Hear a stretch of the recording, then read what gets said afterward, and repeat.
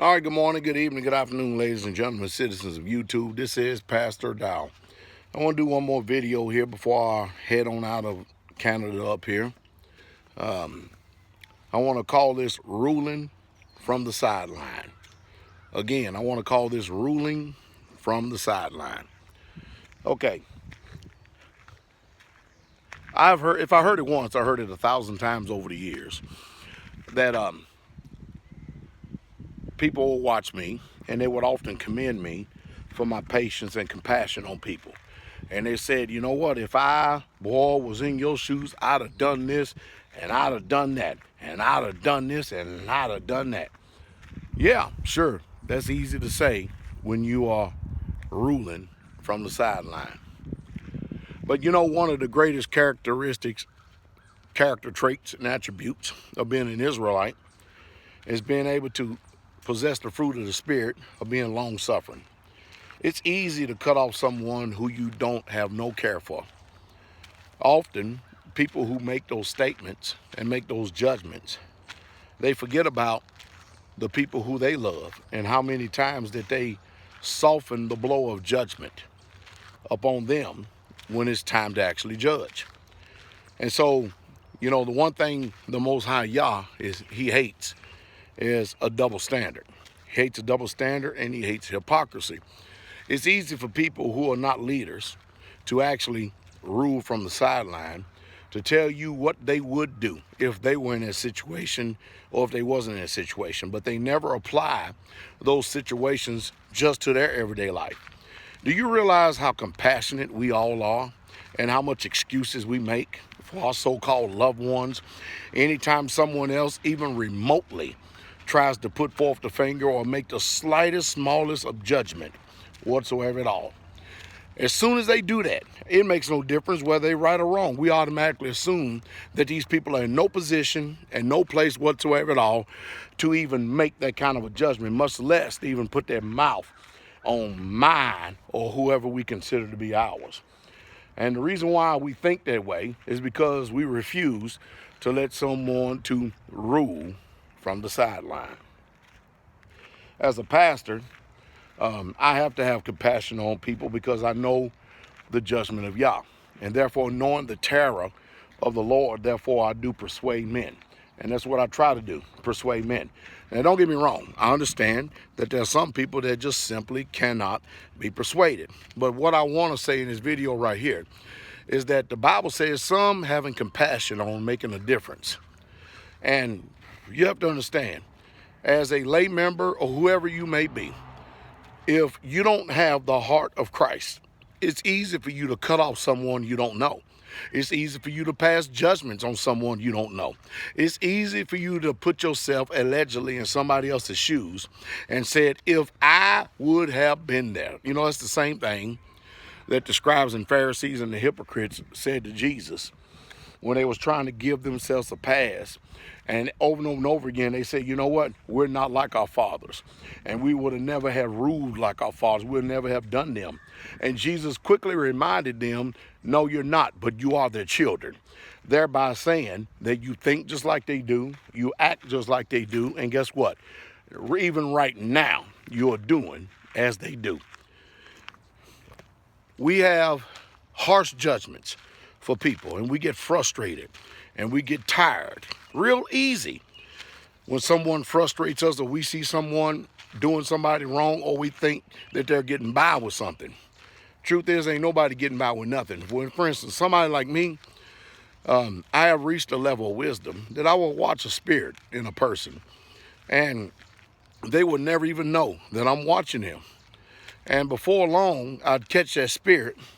And when I do catch it, normally what happens is you never see hide nor hair of them no more. Do you know the reason why you never see hide nor hair of them no more?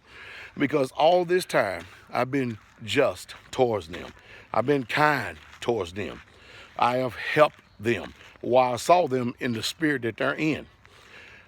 And when it came time for me to actually pronounce judgment and I see them for who they really truly are, they are so embarrassed and it gets swallowed up with so much sorrow that it's almost impossible for them to think that someone could recover them because they were so wicked. And at that point and at that time, they realized that they have been used as a tool of Satan, but not only have been used as a tool of Satan, but they agreed with being used as a tool of Satan. I need to throw that in there because sometimes people like to make you think that I was just deceived, I didn't know. But let me tell you something.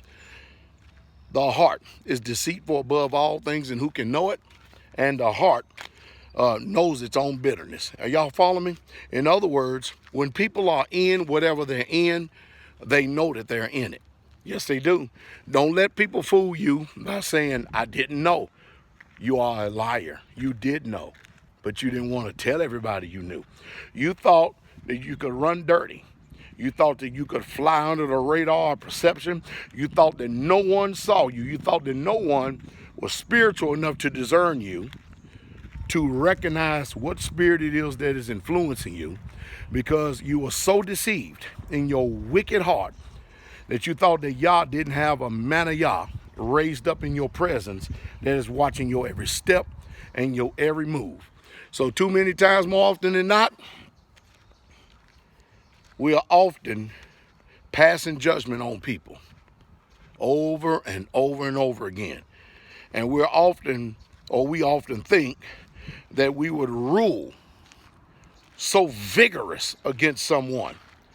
But you know, if you were sitting in the same seat of judgment that I was sitting in, then you would realize that whatsoever measure you judge, it will be meet back to you again. Let me finish this whole entire video by saying this. He that loveth much, and he that forgiveth much, loveth much. In other words, he that forgiveth much, loveth much, and he that forgiveth little, loves little. You just heard the truth, and that's the truth straight way. Signing off up here in Canada. I'll be on my way back home tomorrow. Y'all pray for my traveling mercies and journey. And let me say this. Elder Rufus, after hearing a video some time ago, and many of them, he stopped the whole entire congregation, and I had left the building, and he said, do y'all people just realize what you just heard?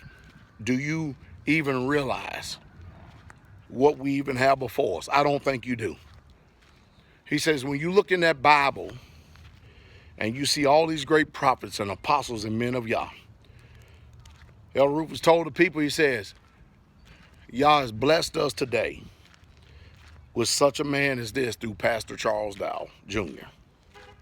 He has given us his mouthpiece and his voice in this day and this time and hour that we're in. Elder Rufus, the majority of the time you will hear him, he hardly ever says pastor. He says shalom shepherd, or yeah, if he's referring to me, he'll say that's Pastor Dowell, but that's the shepherd. I thank the Father for where he has led us in this 16. I hope that some way, somehow, I've said something to inspire thought that will cause you to think, and not only use critical thinking amongst yourself, but to use critical thinking and discernment and use it in the right vein when it's time for not only you to judge others, but when you judge yourself and your loved ones. You have a wonderful day. King coming.